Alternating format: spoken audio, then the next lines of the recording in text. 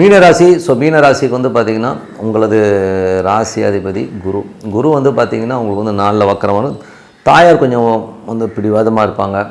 அதே மாதிரி வந்து பார்த்திங்கன்னா உங்களுக்கு தொழில் ரீதியான விஷயம் நம்ம நினச்ச மாதிரி வேகமாக போலியோ அப்படிங்கிற எண்ணங்களை கண்டிப்பாக ஏற்படுத்தும்.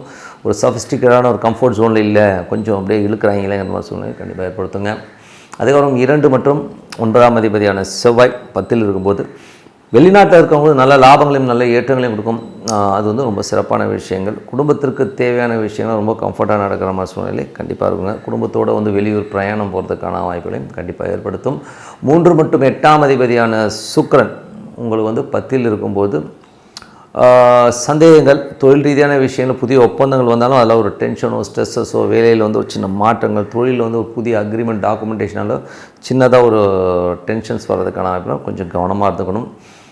வதந்திகள், யாராச்சும் ஏதாச்சும் வேலையில் தொழில் ரீதியான விஷயங்களை வந்து ஏதாவது வதந்தியை கொளுத்தி போட்டுருவாங்க. அதெல்லாம் உண்மையானு சொல்லி யோசித்து முடிவெடுக்கிறது ரொம்ப ரொம்ப நல்லது.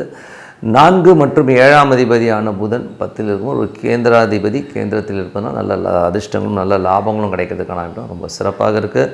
என்ன அது கேதுடைய சாரத்தில் இருக்கும்போது தொழில் ரீதியான விஷயங்களை சில பேருக்கு வந்து கடன் வாங்குறமான சூழ்நிலை கண்டிப்பாக ஏற்படுத்துங்க.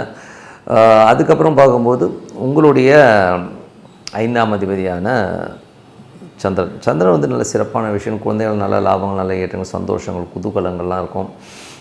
அதெல்லாம் வந்து ரொம்ப சிறப்பாகத்தான் இருக்குது. ஸோ அதுக்கப்புறம் பார்க்கும்போது உங்களுடைய 6ஆம் அதிபதியான சூரியன். 6ஆம் அதிபதி சூரியன் வந்து 10ல் இருக்கும்போது வேலையை கொஞ்சம் கம்ஃபர்ட்டாக தான் இருக்கும். பட் அதெல்லாம் வந்து ஒன்றும் பெரிய பிரச்சனை. பட் இருந்தாலும் அது சுக்கிரனுடைய சார்பு அடிக்கடி ஒரு சின்ன ப்ரெஷர் கொடுத்துட்டு போவாங்க. தேவையில்லாத ஐயோ நம்மளே சந்தேகப்படுவோம், அவங்க இப்படி நினைக்கிறாங்களோ அப்படி நினைக்கிறாங்களோ சந்தேகத்தை ஏற்படுத்தும். ஸோ அதனால் அந்த மாதிரி விஷயங்கள் கொஞ்சம் கவனமாக பார்த்துக்குங்க.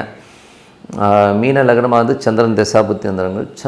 சந்திரன் வந்து பார்த்திங்கன்னா என்ன மாதிரி விஷயங்களே பண்ணுவார் போது, ஏன்னா வந்து அது சூரியனாக இருக்கும்போது 6ஆம் அதிபதியாக இருக்கும்போது அந்த மாதிரி விஷயங்களே கண்டிப்பாக.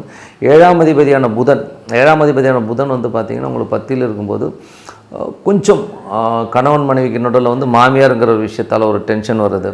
அதே மாதிரி வந்து வியாபார ரீதியான விஷயம் நல்ல ஏற்றம் நல்ல லாபம் கண்டிப்பாக கொடுத்துருங்க. அதுக்கப்புறமா 9ஆம் அதிபதியான செவ்வாய் 10ல் இருக்கும்போது வெளிநாட்டில் இருக்கவங்களும் நல்ல லாபங்களும் நல்ல ஏற்றங்களும் கொடுக்கறதுக்கான ரொம்ப அற்புதமாக இருக்குங்க. 11ஆம் அதிபதி உங்களுக்கு வந்து ராசியிலேருந்து பெரிய லாபங்களை நோக்கி போகும். ஏதாச்சும் பெருசாக சாதிக்கணும், பெரிய லெவலில் ஏர்ன் பண்ணுங்கிற எண்ணங்கள்லாம் கண்டிப்பாக ஏற்படுத்துங்க.